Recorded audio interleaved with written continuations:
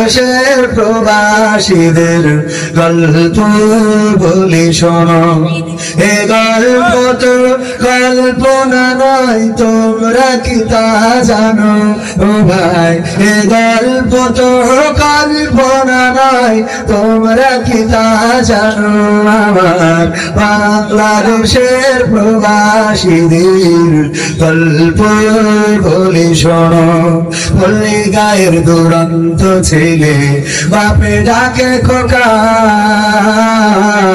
হঠাৎ করে ঢুকলো মাথায় বিদেশ যাওয়ার পোকা। রোগে শোকে ক্লান্ত পিতা ঠাটার নাই উপায়, বেকার ছেলের মন কথায় বাবা দিল সাই।